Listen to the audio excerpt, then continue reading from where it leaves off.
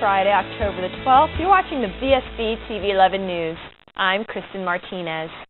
After weeks of peace and quiet in the North Atlantic, there are now 3 systems for the weathermen to keep an eye on, one of which is considered by the computer models to pose a threat to Bermuda.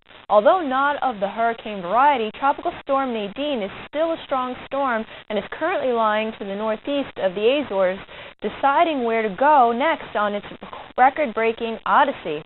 Tropical Storm Patty is stationary to the north of the Bahamas and is showing signs of weakening.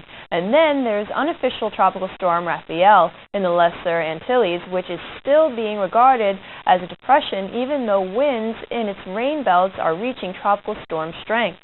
This is a system that the National Hurricane Center is predicting has an 80% chance of becoming an official tropical storm by late tonight and to head towards Bermuda, coming its closest on Tuesday when winds will reach 50 knots and the storm could be just hundreds of miles to our east or west. The Sharman Prize of 2012 attracted the work of some 78 artists, all vying for that cool $10,000 prize. Masterworks Museum of Bermuda Art Director Tom Butterfield and curator Robin Silva share the range of this year's entries with VSB's Charles Webb. Were there any surprises? Most definitely. I think that's one of the joys of it, finding the pieces that don't just blend in, the pieces that excite you. Police are still investigating the disappearance of Rudy Smith, who has been missing since July 9th. Julia Smatt has more. Yet another Hamilton store has been forced to close due to the economic recession. All Wrapped Up, which has been in business for 17 years, will be closing its doors next month due to less and less people coming through its door and spending money. The owner, Peter Richhold, said that the tax relief that was given to retailers was a help, but not nearly enough to keep him in business. He took to his Facebook page and wrote that doing retail in the present economy is very stressful. He also asserted that the exodus of so many foreign workers was also to blame for his loss in revenues, as they were the bulk of his customers. 2 Bermudians will lose their jobs as a result of the closure. That is the second business this week to announce its closure due to tough economic times, with the other being the popular restaurant Fresco's.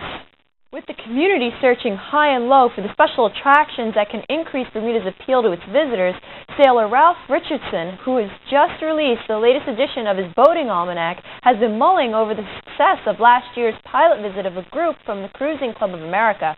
The idea of offering sailing tours of the island will occupy a section of the next edition of his popular book. What we plan to do this year is, with the new edition, which will come out next year actually, will be to use the cruise we did last year. Right. And effectively last year we did a cruise with the Cruising Club of America. Now these are yachtsmen, many of whom sailed their boats all the way to Bermuda. We thought they would do the Marion race, some did. In fact, one boat had done the Marion race. All the others sailed all the way to Bermuda, 645 miles to do a cruise in Bermuda. And the surprising thing is that many of them have been doing the Newport to Bermuda race in some 15 years or 20 years, in some cases 40 years. They'd done 20 Newport races.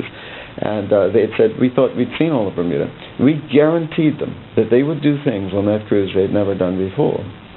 And so you will know from last year that we covered several different bays, from Somerset to St. George to St. David's, and they saw bays and did things that they had never experienced before, including a beautiful tour by David Wingate on Nonsuch Island and Jeremy Medeiros. The 2 of them did the tour. It was a 3-hour tour. David said to me that was one of the longest tours I've ever done because of the level of interest in the people that came. They had a high level of interest. Some of them had seen the film Rare Bird, and of course that had piqued their interest, so they were really excited about it. And to add to that, after having dinner at Tom Moore's Tavern, the following day David came back and offered a tour of the nature reserve around Walsingham. And that was also brilliant. And of course, you met us in Deep Bay, Clarence Cove, and on North Shore on our way back home. So we covered several bays, and we did things that they enjoyed. The Stock Report is next. It has been a nostalgic week on holiday in Bermuda for Jeffrey Tibbery and his family. 30 years after he came here to help create the National Park Plan that has become a major contributor to the island's beauty.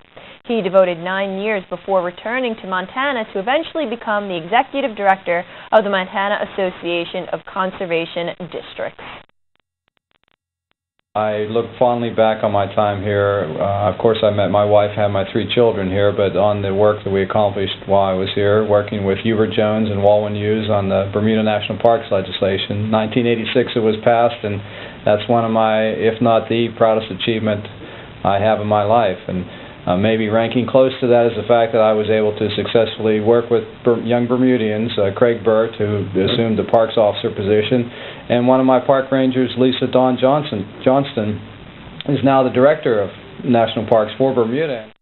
He was asked if Bermuda appeared to be taking care of the legacy he and his colleagues left behind. If you're taking them all to Horseshoe Bay, the entrance to Horseshoe Bay, I went through that 2 days ago, and there's the electric cable going across the top, very unsightly, and that's a first impression, that's a lasting impression that those people will take back with them. That's very important. So it's little things like that, a little bit of maintenance things, and I suspect that because of the responsibilities that has been given to the Parks Department, I don't know the budget situation, but have the resources been provided for park rangers and maintenance people to take care of it.